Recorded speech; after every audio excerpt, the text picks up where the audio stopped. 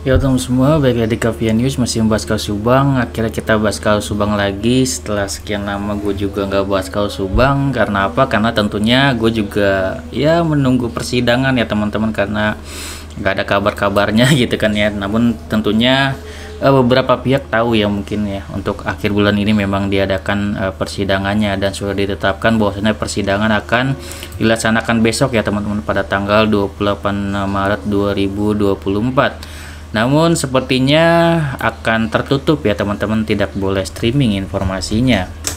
Sangat mengecewakan ya. Di sini ada informasi dari Tribun ya teman-teman, fakta-fakta babak baru kasus Subang sidang pekan ini.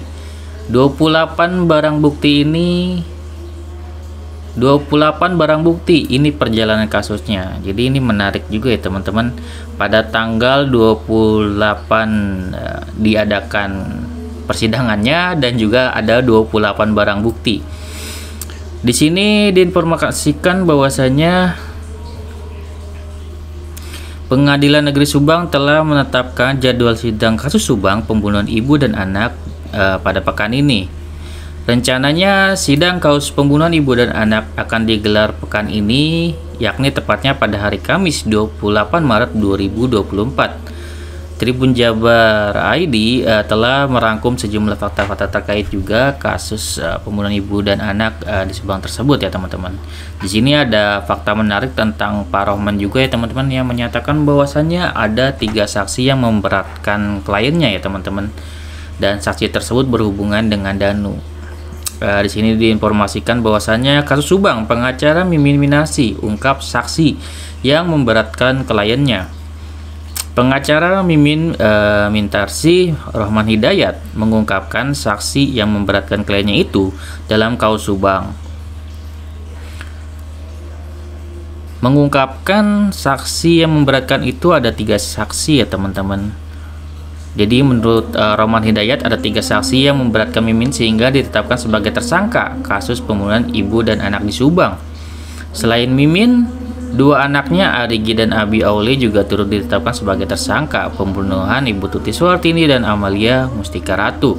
Rohman menyebutkan ketiga saksi ini memiliki hubungan khusus dengan tersangka kasus Subang, yakni Muhammad Ramdhanu alias Danu ya teman-teman. Siapakah 3 saksi tersebut? Jadi kalau misalkan kita melihat 3 saksi dan ada hubungan khusus, yakni nggak jauh-jauh ya tentunya keluarga ya teman-teman, yang kita ketahui selama ini yang memiliki hubungan khusus ya tentunya, dan juga mungkin bisa memberatkan dari Ibu Mimin, Arigi dan Nabi, dan juga Pak Yosep, yaitu adalah keluarga korban dari Ibu Tuti itu sendiri ya teman-teman. Karena ya di situ juga pernah dinyatakan bahwasanya Pak Yosep juga pernah menuduh ya, di awal menuduh Ibu Mimin gitu kan ya. Karena di situ di rumah daripada keluarga Ibu Tuti itu semuanya mendengar bahwasanya Pak Yosep pernah ada curiga juga gitu kan. Apalagi di sini juga kita ketahui selama mengawal kasus Subang dinyatakan bahwasanya Ibu Tuti tidak pernah memiliki musuh kecuali ada 1 orang, yaitu adalah Ibu Mimin itu sendiri sebagai istri kedua dari Pak Yosep ya teman-teman, dan juga sering ribut, dan juga terutama Yoris juga ya bahkan ya teman-teman. Yoris juga mengungkapkan juga masalah uang gitu kan ya. Di sini kan Yoris juga ada hubungan khusus juga dengan Danu kan kayak gitu.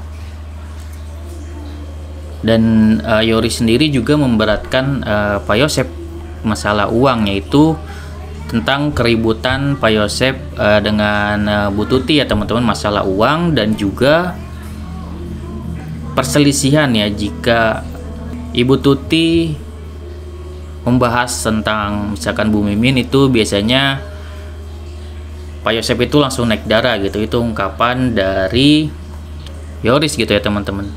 Bahkan Pak Yosep sendiri main tangan gitu ya, kasar terhadap Ibu Tuti, dan dibela oleh Yoris, dan itu penuturan dari Yoris. Jadi Yoris ini benar-benar sangat memberatkan Pak Yosep, dan juga bisa menjadi saksi juga bahwasanya Pak Yosep ini sebagai pelakunya dan memberatkan gitu ya teman-teman. dan juga tentunya dari adik kakak dari Ibu Tuti itu sendiri yang juga bisa memberatkan dari Pak Yosep, Bu Mimin, Arigi, dan Abi ya. Itu menurut gue ya sudah sangat jelas, walaupun di berita ini tidak diungkapkan siapakah gitu kan ya.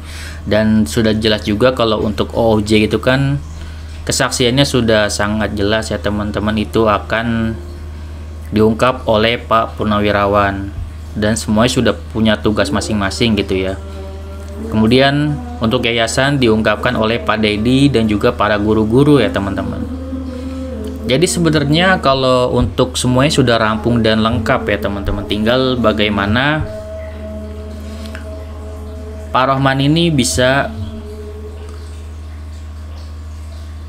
memberikan suatu bukti-bukti bahwasanya kliennya ini Ibu Mimin, Arigi, dan Abi tidak terlibat gitu ya. Kalau Pak Yosep sendiri akan sangat berat ya teman-teman, karena buktinya sudah ada, nanti juga akan diberatkan juga mungkin yang namanya selain dari barang-barang bukti juga ada saksi ahli tentunya akan dihadirkan juga ya dari Dokter Hastri ya teman-teman, yang juga dari awal sudah mencurigai namun tidak didengarkan gitu kan ya. Seperti halnya Pak Purnawirawan juga tak didengarkan. Namun balik lagi ya teman-teman, ya kita tentunya membutuhkan keadilan untuk kedua korban ya. Nah keadilan untuk kedua korban ini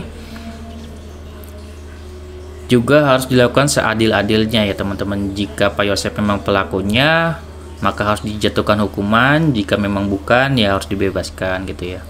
Namun kalau untuk Danu sudah sangat jelas ya teman-teman ya, tidak ada pembelaan lagi karena dia sudah mengakui ya teman-teman, dan tinggal dijatuhkan hukuman untuk Danu.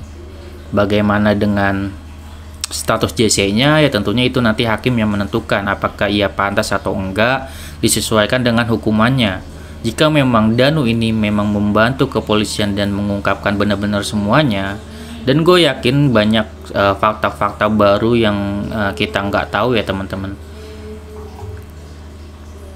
Jadi benar-benar gue juga nggak sabar gimana besok, namun sangat disayangkan ya untuk sidangnya tidak seperti kasus Sambo yang live segala macam ya teman-teman.